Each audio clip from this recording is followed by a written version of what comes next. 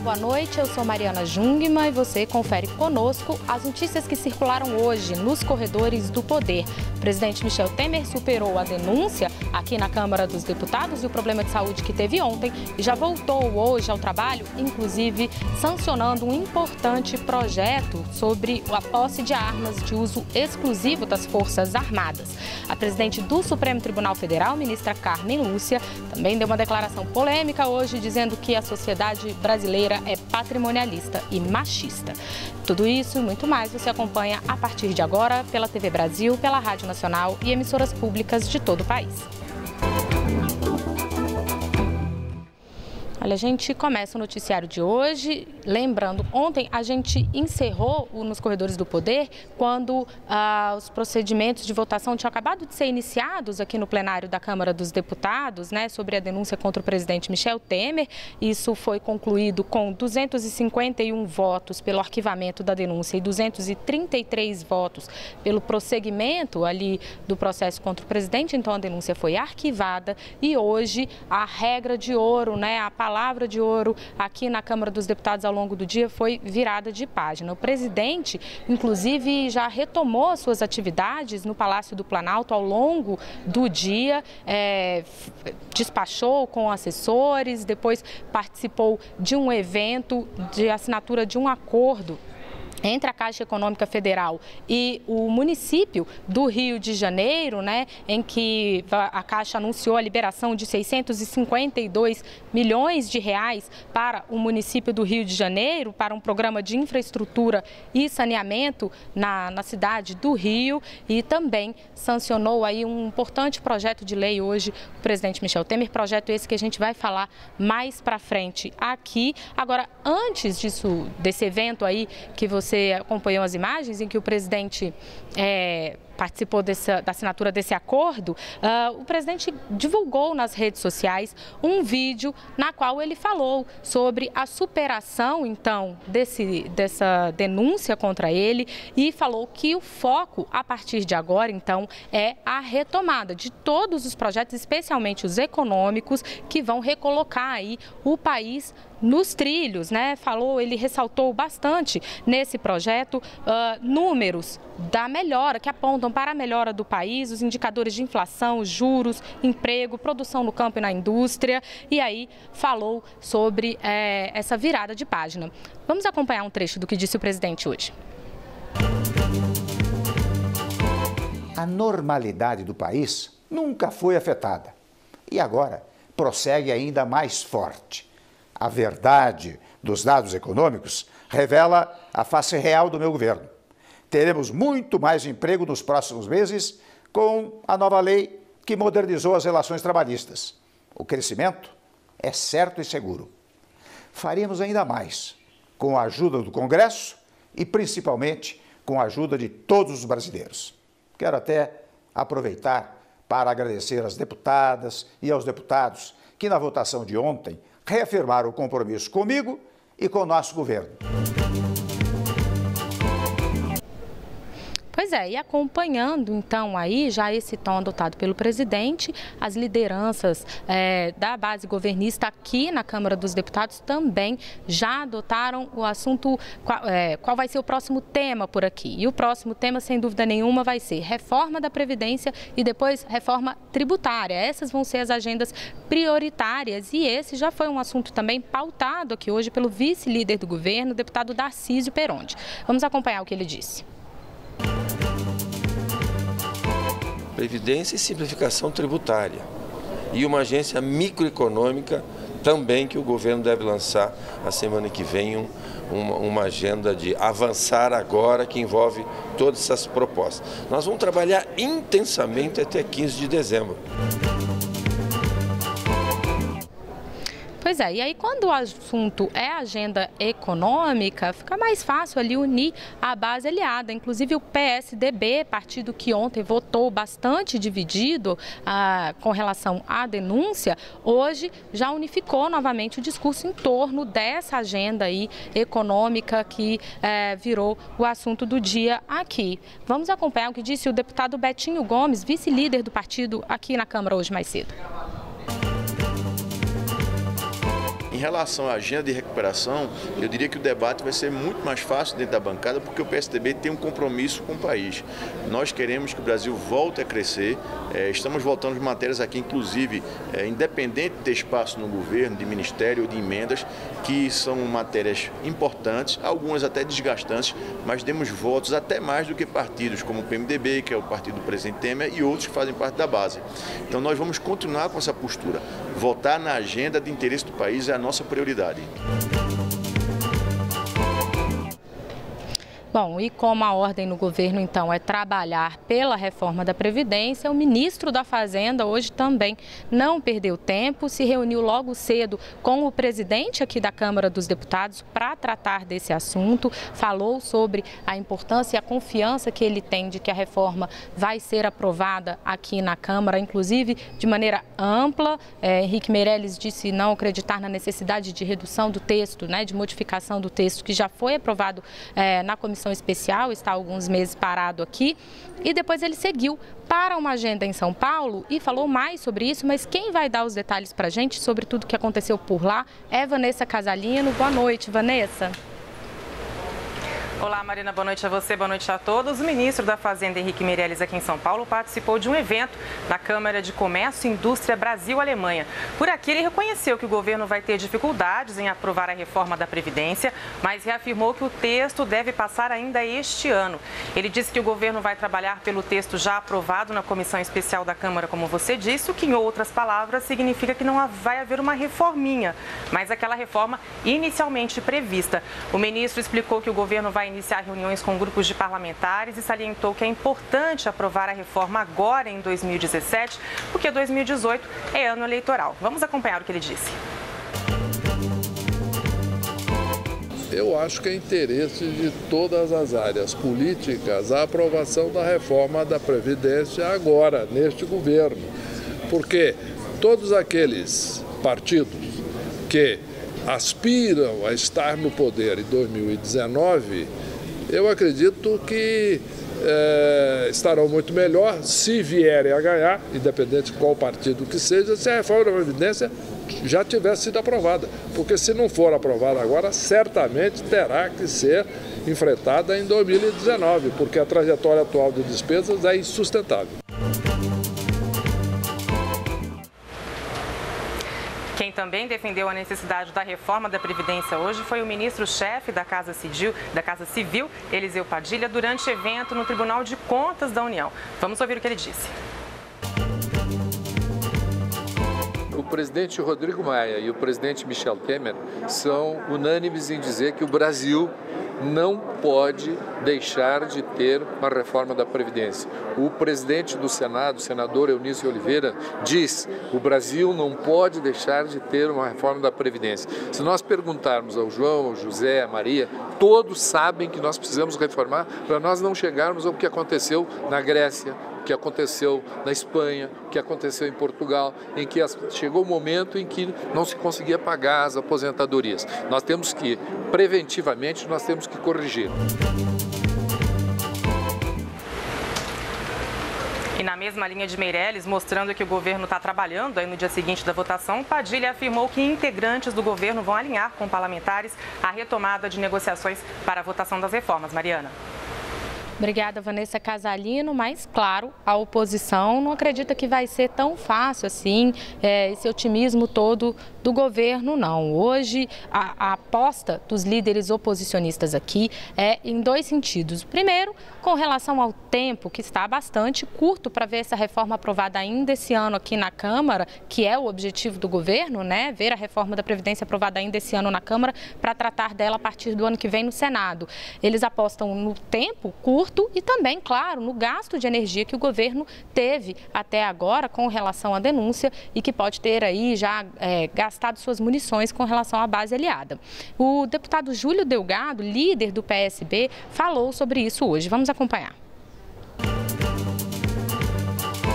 Mesmo que eles queiram minimizar, por exemplo, a idade mínima, desconstitucionalizar os assuntos que vão ser tratados deixando de ser PEC para projetos de lei, com o quórum alcançado ontem de 233, mais aqueles que não querem votar nada da reforma da Previdência que está satanizada, é muito difícil que eles possam alcançar e votar essa matéria ainda nesse ano de 2017. Foi no mesmo sentido, né, de desgaste de imagem do próprio Congresso e o tempo exíguo que também falou o deputado Chico Alencar, do PSOL, aqui hoje. Vamos acompanhar o que ele disse. Pela crise profunda em que o país está, que é uma crise de destino, é uma crise ética, é uma crise política, é uma crise econômica, é uma crise de cidadania, no sentido de atenção da população para com os caminhos do país e para com suas instituições. O Congresso está muito desacreditado. Acredito que a gente tem que tentar arrancar no presente ânimo para a construção do futuro. Essa legislatura não vai produzir nada mais de relevante. Olha, e se a gente fala de economia e fala de relação com o Congresso, a gente lembra que tudo isso também termina afetando quase sempre o orçamento geral da União. Eu vou falar com a Carolina Pimentel, dando boa noite, Carolina, na redação da Agência Brasil, porque há aí, então, a expectativa também em relação à chegada do orçamento geral da União para a Lei Orçamentária Anual de 2018 aqui no Congresso, né?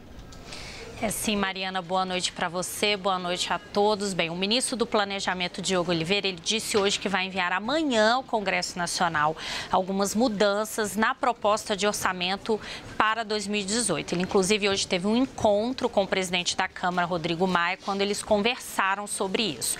E o ministro Diogo Oliveira já antecipou algumas dessas mudanças. Segundo ele, vai ser encaminhada a proposta de adiamento dos reajustes das carreiras mais altas do Executivo, um aumento da contribuição previdenciária daqueles servidores que ganham mais de R$5 mil por mês e a tributação dos fundos exclusivos para a gestão de grandes fortunas. Essas medidas, segundo o ministro Diogo Oliveira, vão impactar em mais de R$15 bilhões o orçamento de 2018. A gente lembra que o projeto de lei orçamentária anual já está no Congresso desde agosto, neste momento está sob a análise da Comissão Mista do Orçamento e esse projeto de lei antecipa a receita que deve ser arrecadada pelo governo e também determina o limite das despesas para o ano que vem. Mariana. Obrigada, Carolina Pimentel. E eu sigo falando de economia, mas só que agora com Jéssica Gonçalves nos estúdios da Rádio Nacional, porque, Jéssica, você traz informações para a gente sobre os contribuintes que já aderiram ao Refis e que não vão precisar fazer um novo requerimento, né? A gente teve um probleminha com a Jéssica Gonçalves, mas a gente volta a falar com ela no próximo bloco. A gente vai para um intervalo rapidinho e já volta.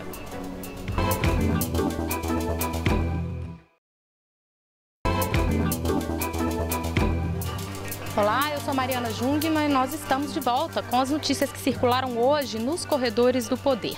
Agora sim, nós vamos falar com Jéssica Gonçalves nos estúdios da Rádio Nacional. E a Jéssica vai trazer informações para a gente sobre os contribuintes que já aderiram ao Refis e não vão precisar fazer um novo requerimento. Não é isso, Jéssica? Boa noite.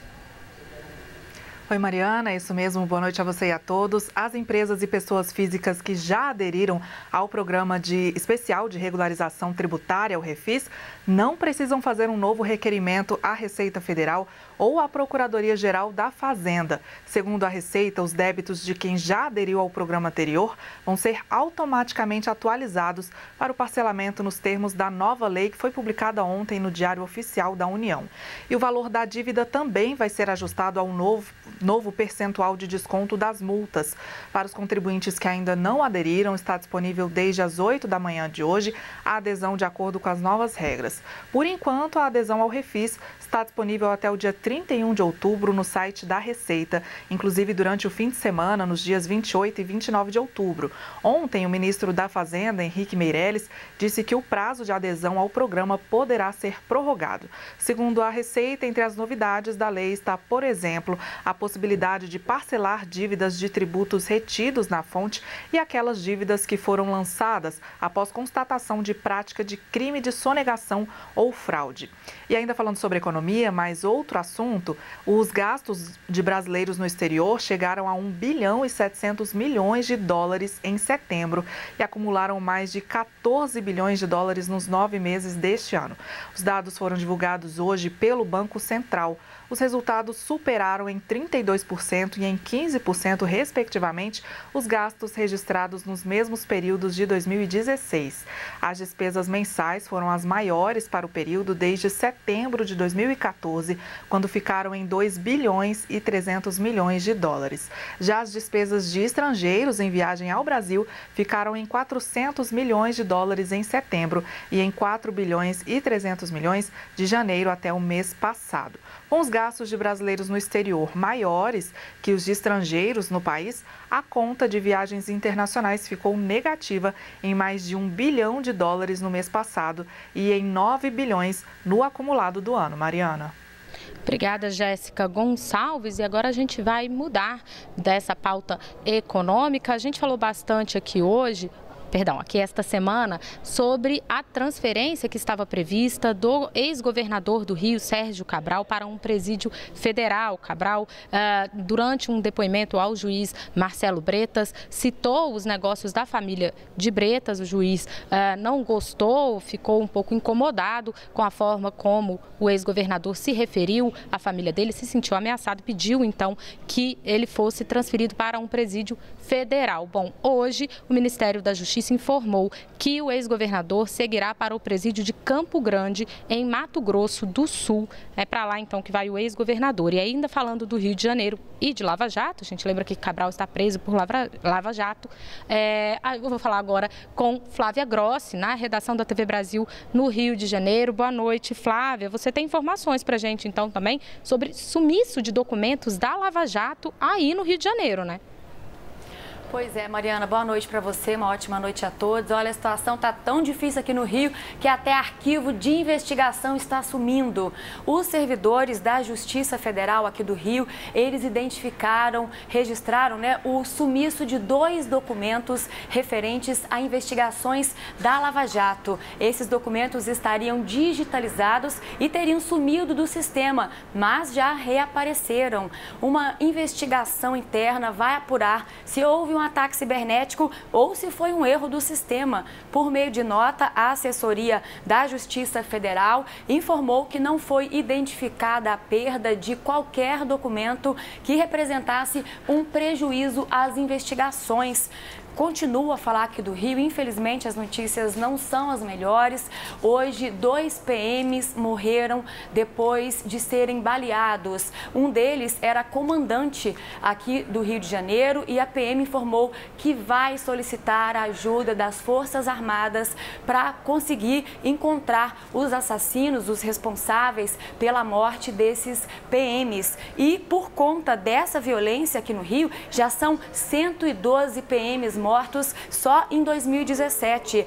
Para tentar reduzir esse índice, a Procuradoria-Geral da República criou um grupo, Mariana. Esse grupo é um grupo de combate à criminalidade, de combate ao crime organizado. Ele será formado por um procurador regional e por 4 procuradores da República. O foco será o tráfico internacional de drogas, armas e munições e também a lavagem de dinheiro decorrente dessas atividades criminosas. O grupo foi criado por meio de uma portaria, ele terá a duração de 1 ano e durante esse período podem ser feitas inspeções em portos, em aeroportos e também em rodovias estaduais. A portaria prevê que esse grupo faça uma análise da situação, que ele proponha soluções para a crise de segurança aqui no Rio de Janeiro e que também identifique a estrutura de financiamento dessas organizações criminosas. Mariana.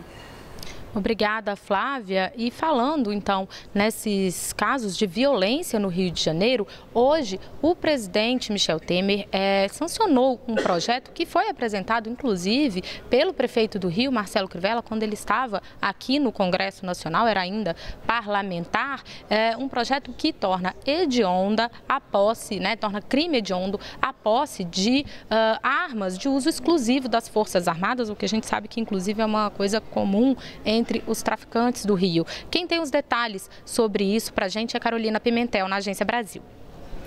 Bem, Mariana, inclusive a confirmação da sanção desse projeto aconteceu na tarde de hoje, durante esse evento em que o presidente Michel Temer participou e também o prefeito do Rio, Marcelo Crivella, evento que a gente até falou no início do jornal. Bem, esse projeto de lei torna crime hediondo o porte ilegal de arma de fogo de uso restrito das Forças Armadas.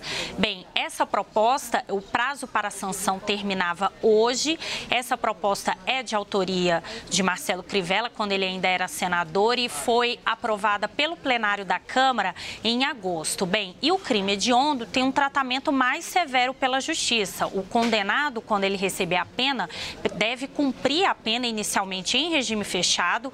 A progressão do regime para uma pena mais branda só é possível depois do cumprimento de 2/5 da pena, se o réu for primário, e de 3/5 se reincidente. Antes da fala do presidente Michel Temer, o prefeito Marcelo Crivella citou, inclusive, o assassinato do coronel aí da Polícia Militar, Luiz Gustavo Teixeira, que aconteceu hoje, para reforçar essa situação aí de violência no Rio de Janeiro. O presidente Michel Temer também citou a morte do coronel. Ele falou em enfrentamento à criminalidade, lembrando aí da atuação como secretário de Segurança Pública no estado de São Paulo, e afirmou que não há como tratar bandidos com rosas na mão.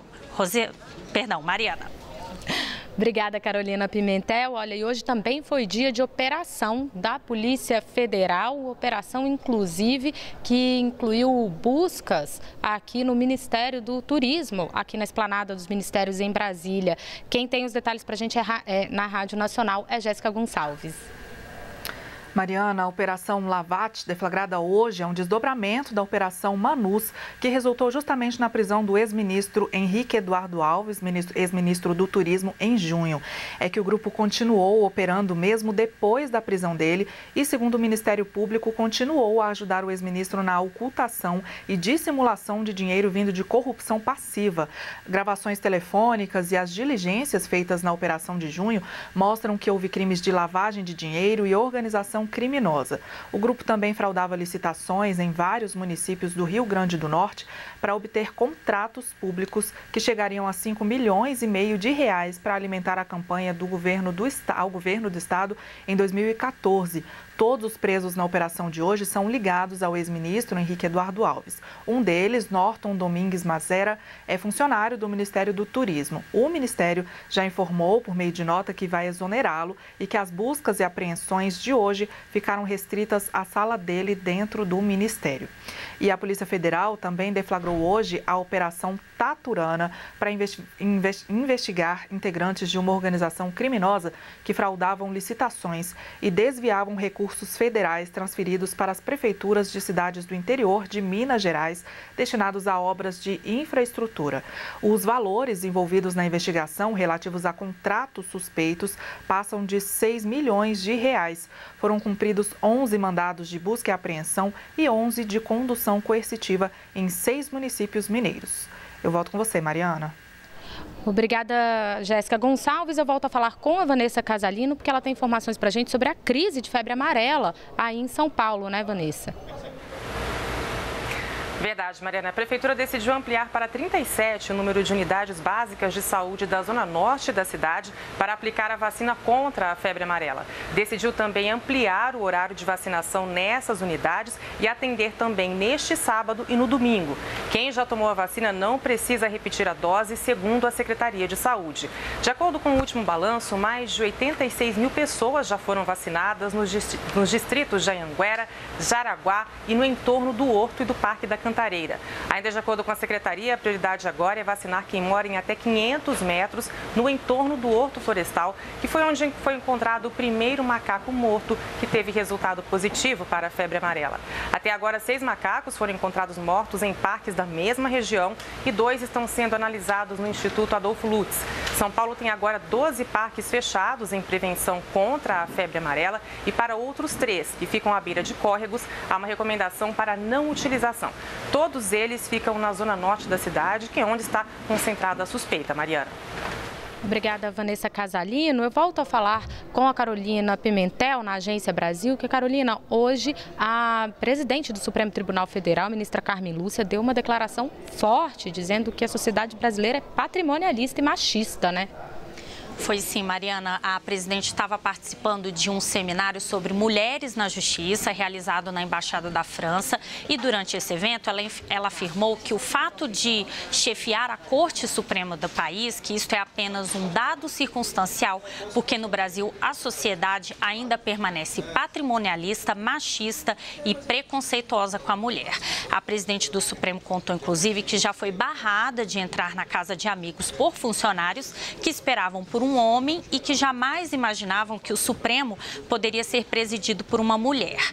A ministra Carmen Lúcia lembrou que a presença de mulheres na cúpula do judiciário, que isso não se reflete nos números, que o Brasil tem muito menos juízas e procuradoras quando a gente compara com os homens nos mesmos cargos. E diz que isso também não se reflete na representação política, lembrando a baixa presença feminina no Congresso Nacional. A ministra Carmen Lúcia fez questão de destacar que a face mais grave do preconceito com a mulher é o feminicídio. Além da presidente do Supremo, estavam também nesse evento Grace Mendonça, que é a advogada-geral da União, e Raquel Dodge, que é a procuradora-geral da República. Mariana. Obrigada, Carolina Pimentel. E olha, você também vai conferir na Agência Brasil que a defesa do presidente Michel Temer vai responder por escrito sobre aquele caso dos decretos dos portos. Mas tudo isso você confere nos noticiários também da TV Brasil e da Agência Brasil. Até amanhã.